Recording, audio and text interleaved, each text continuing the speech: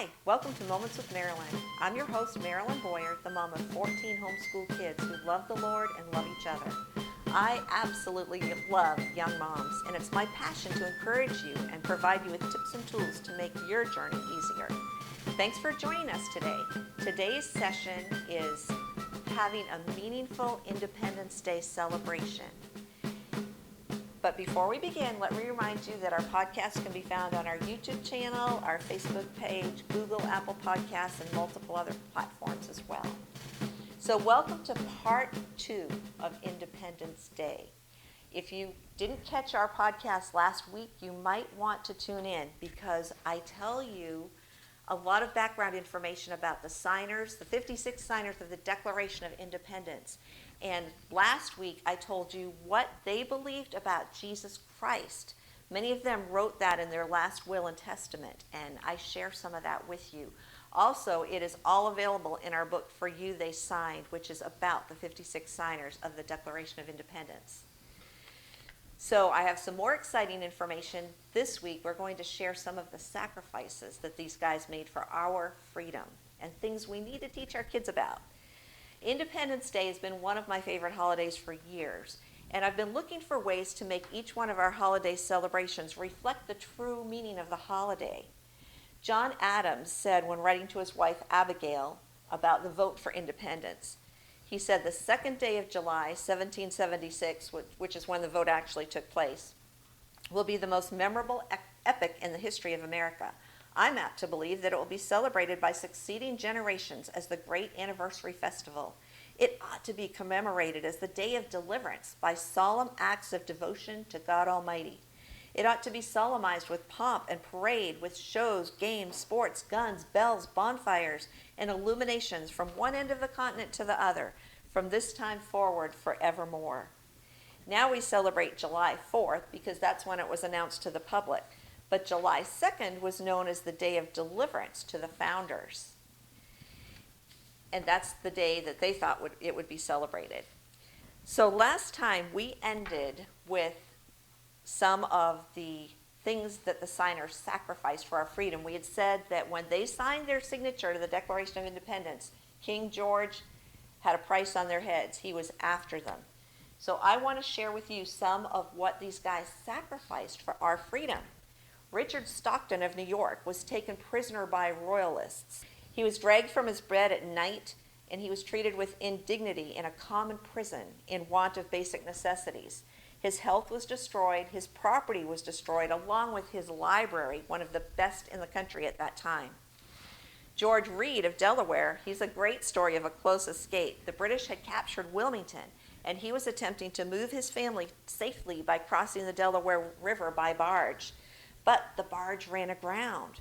He knew the British had dispatched an armed barge in search of him, so he presented himself as a country gentleman returning to his home.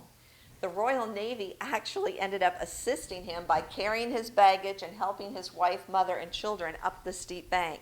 They didn't realize until months later that they'd let one of the most hunted men in the Middle Colonies slip through their fingers.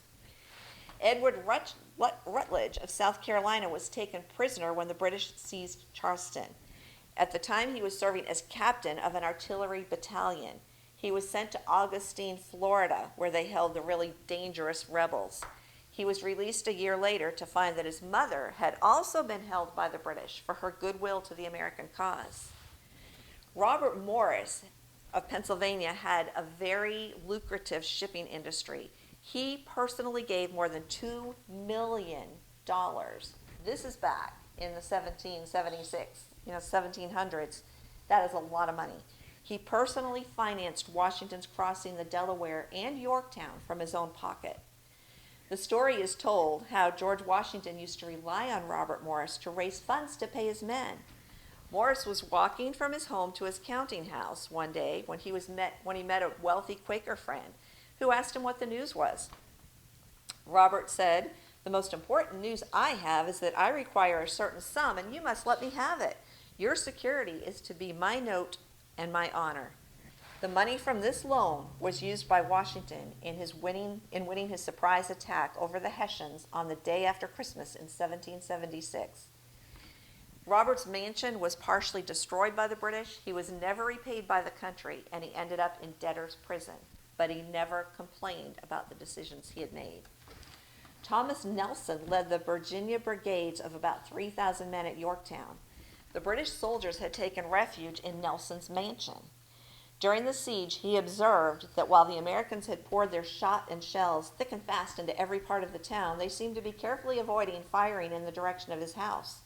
When he inquired why his house was being spared, he was informed that it was out of personal regard to him. He at once begged them not to make any difference on that account. And at once a well-directed fire was opened upon it. He blew up his mansion, all his possessions. And Rick and I went to Yorktown a couple of years ago, and his uncle, who was also a Thomas Nelson, his house remained, but you can see cannonballs that are in the brick of his home even to this day where it was shelled by the British. It's so fascinating. Caesar Rodney, he's one of my favorite. He sacrificed all hope of a cure for his skin cancer. They were working on cures in Britain, but he sacrificed not going there because he thought so much of the cause for independence. So he is famous for his long night ride to cast his vote for independence. He was absent from Congress because he was an officer and he was leading a campaign to squelch a loyalist uprising.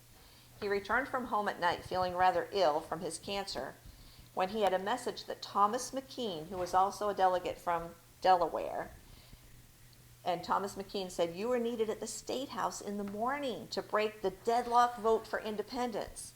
He left 10 minutes later. He didn't even change clothes. He rode for 80 miles on horseback through a driving thunderstorm. He reports that he never remembers a storm so fierce. He stopped only to change horses. The next morning, Thomas McKean was pacing the floor as the session was about to begin, watching and realizing that the fate of this resolution depended on one sick man. John Hancock, the president, was about to open the session when everyone heard the sound of horse hooves pounding the cobblestone pavement. The door opened, and in came Caesar Rodney, all wet and bedraggled in his three-corner hat. When Delaware was called upon, he pulled himself to his feet and said, "As I believe the voice of my constituents and of all sensible and honest men is in favor of independence, and my own judgment concurs, I vote for independence." Then he sunk to his chair in exhaustion, but his one vote had made the difference. Oliver Wolcott, I love his story. He served in the Connecticut militia as well as being a member of the Continental Congress. He happened to be in New York when George Washington ordered the Declaration of Independence to be publicly read to his troops on July 9th. The New York Patriots were so excited they pulled down the statue of King George.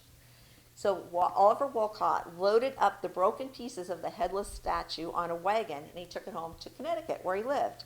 There his wife, his daughter, a son, and neighbor ladies melted it down and made over 42,000 bullets. His 11-year-old daughter, Mary Ann, made 10,140 all by herself. Wolcott then returned to Congress to add his signature to the Declaration of Independence and was made a general. He later used many of those bullets to fight against the British and to win at the Battle of Saratoga. That's so cool. Arthur Middleton of South Carolina was captured and imprisoned in St. Augustine for a year. His plantation was ravished. His valuable collection of paintings was stolen and rifled. Whatever the British couldn't sell, they mutilated. Carter Braxton of Virginia virtually saw every merchant ship he owned sunk or destroyed by the British. His mansion Cherokee was destroyed by fire. Although he lost his wealth and he was forced to sell his land, he continued to serve in the Virginia legislature. William Ellery of Rhode Island, his Newport home was burned. William Paca of Maryland poured thousands of his own dollars into clothing for the American soldiers. Thomas McKean of Delaware recalled to John Adams that he was hunted like a fox during the Revolution, and at one time he was compelled to move his family 5 times in a few months. Francis Lewis of New York, the British galloped toward Lewis's home so he could get the hanging he deserved. They were angry to find him not at home, so they took vengeance on his elderly wife. They wantonly burned his home, destroyed his property, confiscated his silver, his clothing, his china, his food, and his drink. They piled up his extensive library and burned it in the presence of his wife. Then, with undue brutality, they seized his aging wife. She was held in closely confined quarters in prison with not even a bed to lie upon or even a change of clothes for several months. This aging woman slept on the floor of an unheated prison with a slop bucket at her side. She was held for 2 years before George Washington was finally able to release her on a prisoner exchange, but her health was irreparably damaged by the effects of the imprisonment, and she died soon after her release. Oh boy, I could go on and on. Philip Livingston, all his business interests fell into the hands of the British. His mansion on Duke Street was seized by the British and turned into a barracks for enemy troops. His 150,000-acre country estate was seized by the British and turned into a naval hospital, but he continued to contribute his dwindling fortune to Congress for the war effort. He died less than 2 years after the Revolution from the toll it had taken on his health. So many of these guys, the stress that they were under put stress on their bodies. William Williams and his wife opened their home to American soldiers and French allies. He sacrificed his fortune to purchase supplies repeatedly and went door through door throughout his district, raising funds, collecting blankets, and lead for the American soldiers. He collected more than 3,000 blankets and large quantities of lead by removing the lead weights from clocks with permission. But he held a reputation for being scrupulously honest in his dealings. He seldom got to bed before 2 a.m. because he was working tirelessly for freedom. One night, while he was housing 2 members of the Committee of Safety in his home, they discussed the dangers of the time should they fall into the hands of the British. Mr. Williams remarked that he would probably be hung for signing the Declaration and writing many public papers. One of the gentlemen observed that he himself had neither signed the Declaration or written anything in opposition to the Crown, so therefore was secure from the gallows. To this, Mr. Williams instantly replied, "Then, sir, you ought to be hanged for not doing your duty." So dedicated were these men that they were willing to risk everything for our freedom. Do you see why we need to teach our kids about these men? These are such wonderful examples for our kids. I'm just going to tell you about one example. There's many that I could tell you about, but a marvelous instance of the hand of God in behalf of the colonists. It happened at Dorchester Heights. At this time, the British were occupying Boston 10,000 strong. Washington felt compelled to fortify Dorchester Heights to try to drive the British away. During the night, the soldiers carried bales of hay, drove wagons with fortifications up the hill in darkness and utmost quiet.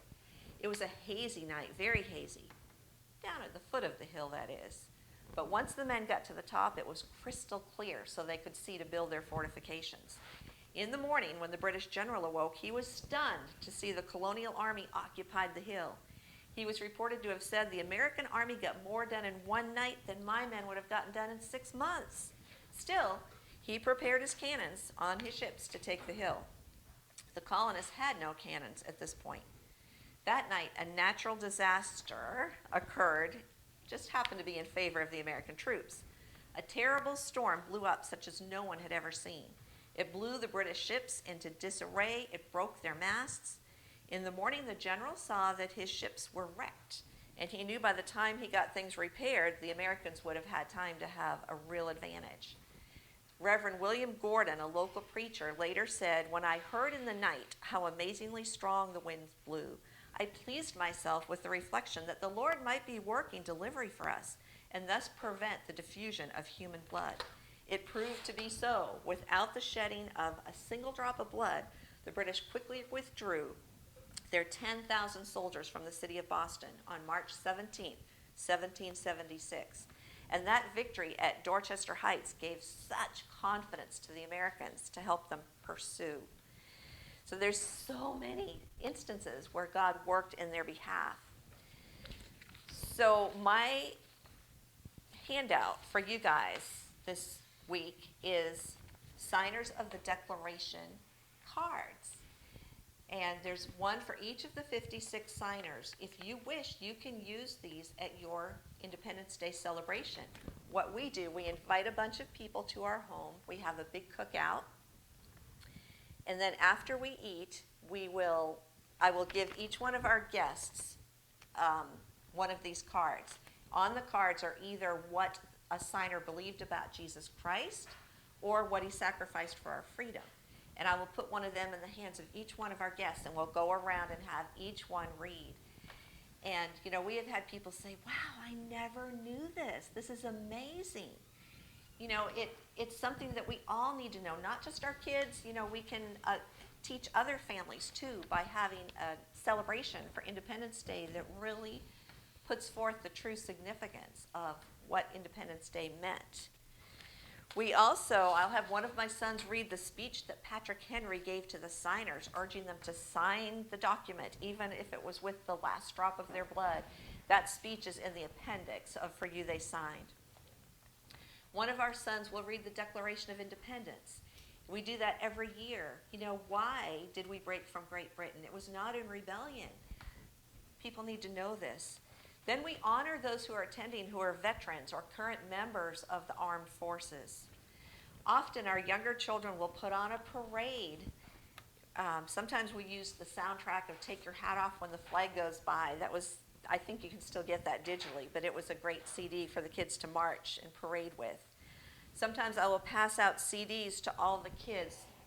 My husband Rick records things, and he recorded stories of the signers of the Declaration of Independence, and we'll pass that out to kids who come to our cookout.